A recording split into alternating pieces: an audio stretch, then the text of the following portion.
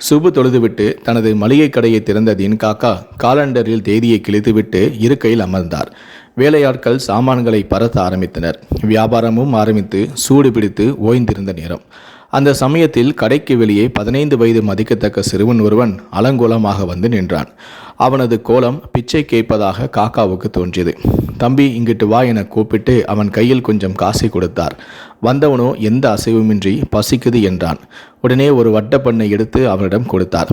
அவனோ வாங்கி கொண்டு செல்ல தயாரானான். அப்போது இங்கே உட்கார்ந்து சாப்பிடு என்று வெளியே கிடந்த ஒரு நாற்காலியை காட்டினார். அப்போது வீட்டிலிருந்து அவர் குடிக்க டீயும் வந்தது. உடனே அவனுக்கும் ஒரு டம்ளரில் ஊற்றி கொடுத்தார். டீயை குடித்து விட்டு இருந்த அவனிடம் இன்னொரு வட்டப்பண்ணு வேணுமா, சாப்பிட்றியா என்றும் கேட்டார். அவனோ வேணாம் போதும் என்றான்.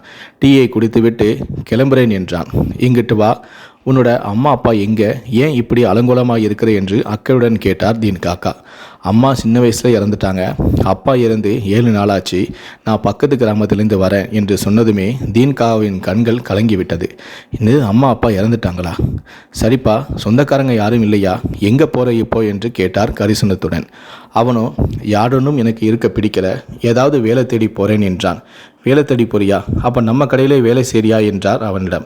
இப்படி கேட்டதுமே தீன் காக்காவை பார்த்து வேகமாக தலையசைத்தான் அந்த சிறுவன். சரி வா, வீட்டுக்கு போயிட்டு வருவோம் என அவனை அழைத்து கொண்டு தன்னுடைய வீட்டுக்கும் போனார். வீட்டுக்குள் நுழையும் போதே தன்னுடைய மனைவியான பீவியை அழைத்தார். பீவி பீவி என்றார். அவருடைய மனைவி வந்ததும், இந்த பையனை புதுசாக வேலைக்கு சேர்த்துருக்கேன், அப்துல்லா கைலி சட்டையில் நல்லதாக ஒன்று எடுத்து கொடுங்க, காலையில் பசியார இவனுக்கும் சேர்த்து செய்யுங்க என்று தன் மனைவியிடம் சொல்லிவிட்டு, என் சின்ன மகனோட கைலி சட்டையை தருவாங்க, இப்போதைக்கு போட்டுக்கோ, பழசுன்னு ஏது நினைக்காத, மதியம் புதுசு உனக்கு வாங்கி தரேன் என்று சொன்ன காக்காவை பார்த்து சிரித்தான் அந்த சிறுவன். ஆமாம், உன் பேர் என்னன்னு நான் கேட்கவே இல்லை பாத்தியா, உன் பேர் என்ன என்றார். தன் பேர் என்ன கேட்ட காக்காவை பார்த்து, என்னுடைய பேர் மணியன், என்னை எல்லாருமே சுருக்கி மணின்னு கூப்பிடுவாங்க.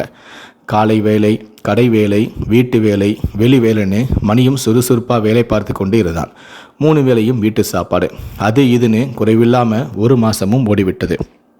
மணியா, இங்கே வா என்று அழைத்த காக்காவின் குரலுக்கு வந்துட்டேன் காக்கா என்று வந்து நின்றான் மணியன். இந்தாங்க உங்கள் சம்பளம் 300 ரூபாய் என்று காக்காவிடம், இப்போ பணம் எதுவும் வேணாம் காக்கா, நீங்களே வச்சுக்கங்க, எனக்கு தேவைப்படும் போது கொடுங்க என்றான் மணி. அப்படியா, அதுவும் நல்லதுதான் என்று அந்த பணத்தை தனியே பத்திரப்படுத்தி வைத்து கொண்டார். காலங்களும் உருண்டோடியது. கிட்டத்தட்ட 10 வருடங்கள் தாண்டிவிட்டது. மணி தீன் காக்காவிடம் வேலைக்கு வந்து இளைஞனாகி விட்டான். அவனுக்கு திருமணத்திற்கு பெண் பார்க்கணும் என்ற நினைப்பில்தான் இருந்தார் காக்கா. அப்போது ஒரு நாள் காக்காவிடம் வந்து, காக்கா, நான் மெட்ராஸ் வரையிலும் போகணும் என்று இழுத்தான் மணியன். ஏன்பா இப்போ மெட்ராஸுக்கு என்றார் காக்கா. விஜிபி கோல்டன் பீச்சுன்னு அங்கே ஒன்று இருக்காமே, அதெல்லாம் பார்த்துட்டு மெட்ராஸை சுற்றி பார்த்துட்டு வரணும்னு ஆசையாக இருக்கு என்றான் மணியன். உன் வாயிலிருந்து இப்போதாண்டா ஆசைன்னு வார்த்தையே வந்திருக்கேன கண் கலங்கினார் தீன் காக்கா. சரி சரி, போயிட்டு வா, எவ்வளோ பணம் வேணுமோ வாங்கிக்கோ, ஆனால் பத்திரமா போயிட்டு வரணும், வெள்ளந்தியான புள்ளனி, அதான் பயமாயிருக்கு என்று காக்காவிடம், நான் என்ன சின்ன பிள்ளையா காக்கா, அதெல்லாம் நான் பார்த்து போயிட்டு பத்திரமா வந்துடுறேன், நாளைக்கு ரயிலில் கிளம்பவா என்றான் அவன். தீன் காக்காவும் என அரை மனதுடன் அவருக்கு உத்தரவும் கொடுத்தார். மணியனோ புறப்பட்டு சென்று இன்றோடு 10 நாளாச்சு, இன்னும் அவன் திரும்பவே இல்லை, எந்த தொடர்பும் இல்லை. தீன் காக்காவுக்கு கவலையாகிவிட்டது.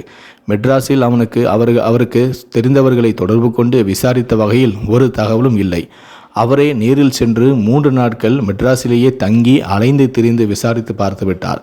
ஒரு தகவலும் கிடைக்காமல் ஏமாற்றுடன் தான் வீடு வந்தும் சேர்ந்தார். மணியா மணியா என்று மூச்சுக்கு 300 தடவை கூப்பிடுபவர் ஊமையாகிவிட்டது போல உணர்ந்தார். அவனது சேமிப்பு பணத்தை பார்த்து பார்த்து கண்ணீர் விட்டார்.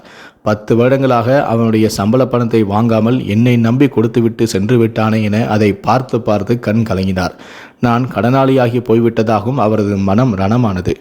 நாட்கள் வாரங்களாகிறது, வாரங்கள் மாதங்களானது, மாதங்கள் வருடங்களானது, வருடங்களும் பலவும் உருண்டு ஓடியது. மணியன் திரும்பியது இல்லை. அப்போது ஒரு நாள் திடீரென எதிர்க்கடை ராமச்சந்திரன் வந்து, காக்கா, நான் கடையை காலி பண்ண போகிறேன், நீங்கள் வாடகைக்கு எடுத்துங்கங்க என்றார். அப்படியா, யோசித்து சொல்கிறேன் என்றார் தீன் காக்கா. அவர் சென்ற சிறிது நேரத்திலேயே பட்டுக்கோட்டையில் இருந்து பாக்கு வியாபாரி வந்திருந்தார். காக்கா, உங்ககிட்ட ஒரு வியாபார சங்கதி பேசணும் என்றார் அவர். சொல்லுங்க வியாபாரியை, என்ன சொல்லுங்க என்றார் இவர். உடனே அவரோ, என்னுடைய மச்சினை பெரிய அளவில் கயிறு கால்மிதியடி தயாரிக்கக்கூடிய தொழிற்சாலை ஆரம்பிக்கிறாரு, இந்த ஊருக்கு நீங்கள் தான் மொத்த வியாபாரம் செஞ்சு கொடுக்கணும் என்றார். காக்கா யோசித்தார்.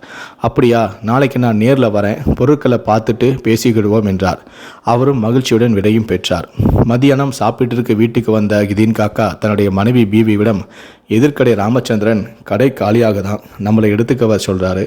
அவர் போன கொஞ்ச நேரத்திலேயே பட்டுக்கோட்டை வியாபாரி ஒருத்தர் வந்தார். அவர் தன்னுடைய மச்சினை கால் மிதியடி வியாபாரம் ஆரம்பிச்சிருக்காராம். அதை வாங்கி எதிர்கடையில் வச்சு வியாபாரம் ஆரம்பிக்கலான்னு யோசனையாக இருக்குது என்றார். கடை ஆரம்பிக்கிறது தான் சரி, ஆனால் அதை பார்த்துக்க ஆள் வேண்டாமா, பார்த்து யோசித்து செய்யுங்கன்னு மனைவி சொன்னதுமே அவர் அமைதியாகிவிட்டார். கொஞ்ச நேரம் கழித்து, இல்லை புள்ள, மணியனுடைய காசு அப்படியே இருக்குது, அவனையும் காணோம், அதான் அதை ஒரு முதலீடாக போட்டு செய்யலான்னு என்று மனைவியிடம் இழுத்தார். உடனே அவரது மனைவி அவருடைய எண்ணத்தை புரிந்து கொண்டு இறைவனிடம் பிரார்த்தித்தார்.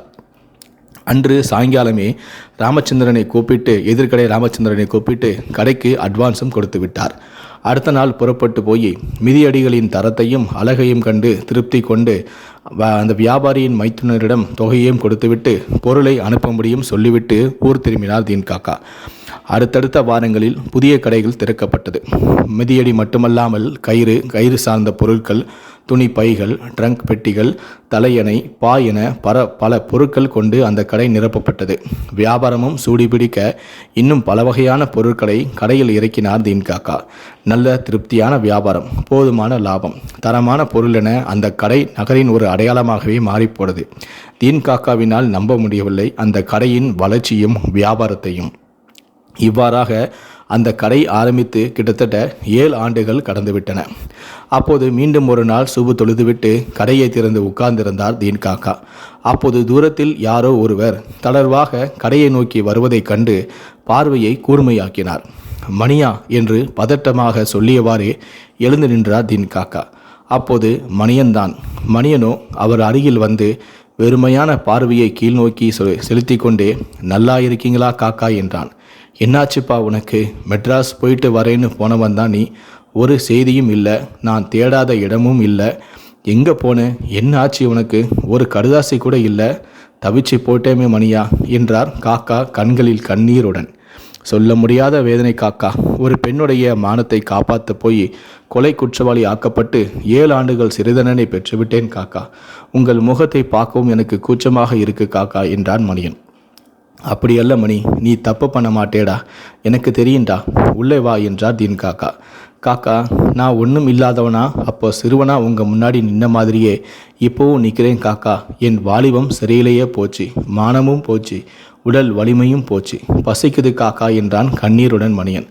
காக்காவும் கலங்கிவிட்டார்.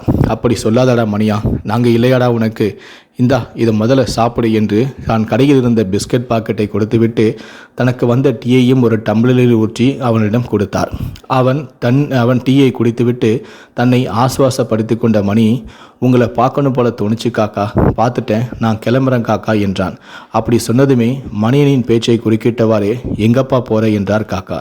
தெரியல காக்கா, எங்கேயாவது தெரிந்தவர்களை பார்க்கவே கூச்சமாக இருக்கு, சிறைக்கு போயிட்டு வந்ததால தப்பு செஞ்சவனு தானே என்று எல்லோரும் நினைப்பாங்க, என்னால் அதை தாங்க முடியாது காக்கா, எங்கேயாவது போய் என்று இழுத்தவனிடை குறுக்கிட்ட காக்கா.